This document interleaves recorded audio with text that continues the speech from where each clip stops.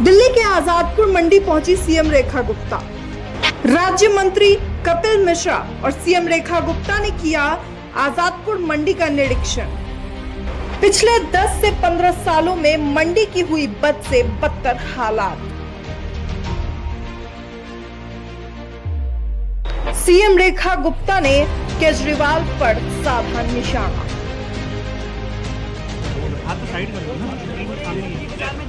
देखिए, दिल्ली की सभी मंडियों का इतना बुरा हाल है कि पिछले 10-15 सालों में इन मंडियों में किसी भी प्रकार का कोई कार्य हुआ नहीं है। आज हम जब स्वयं आकर के यहाँ देखते हैं कितनी बुरी हालत यहाँ सड़कों की है, सफाई व्यवस्था की, सिक्योरिटी की, कोई भी प्रकार की सुविधा लोगों को यहाँ है नहीं, जबकि हजारों मजदूर और सैकड़ों ट्रेडर यहाँ काम करते हैं। जनता से जुड़ा हुआ विषय है और सैकड़ों ट्रक रोजाना यहाँ मूवमेंट करते हैं, लोगों का खाद्य पदार्थ यहाँ आते हैं, फल सब्जियां, और उस सब काम के बीच में एक तरह से ये मंडियां कूड़ा घर बनी हुई है।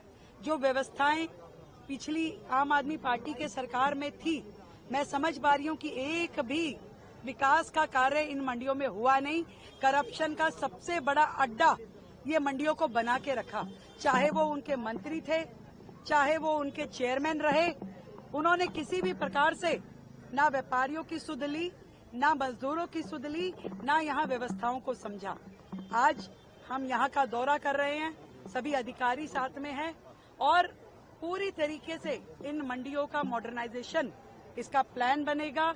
यहाँ की सफाई व्यवस्था दुरुस्त हो, यहाँ की सड़कें, यहाँ का मेंटेनेंस, यहाँ के शौचालय, वो सारे के सारे लाइन अप किए जाएंगे और सबसे महत्वपूर्ण सुरक्षा को यहाँ पे पुख्ता करते हुए पूरा सिस्टम दोबारा से रेनोवेट किया जाएगा और किसी भी प्रकार के करप्शन को पूरी तरीके से खत्म करने के लिए पूरा का पूरा संयोजन होगा।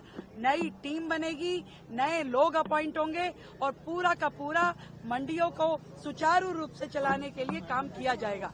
हमारे मंत्री जी स्वयं इस सारे कार्य को देख रहे हैं और पूरी तरीके से हर मंडी के लिए करेंगे।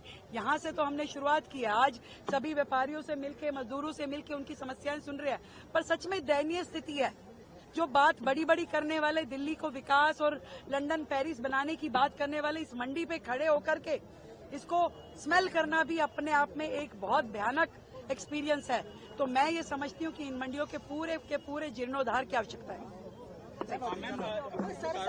टर्की वाले जो उनका बॉयकॉट कर रहे हैं, आपको लगता है?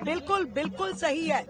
भारत के खिलाफ कोई भी देश यदि किसी भी प्रकार से इन्वॉल्व होता है तो उसका हर प्रकार से बायकॉट देश की जनता करेगी। मैं तो इन सारे व्यापारियों को साधुवाद देती हूँ कि जिन्होंने तुर्की की पूरी जो सेब का इंपोर्ट यहाँ पे होता था और वो व्यापार भारत के साथ होता था, व्यापारियों ने स्वयं से अपनी ऊर्जा के साथ जो मना किया है, ये सच में उनकी देशभक्ति है।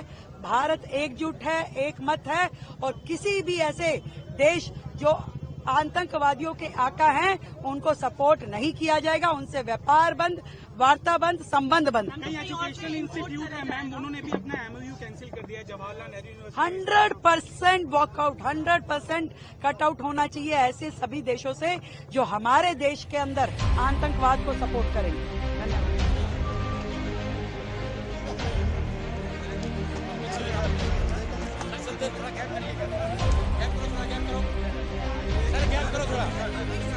गैस करिए आप प्लीज।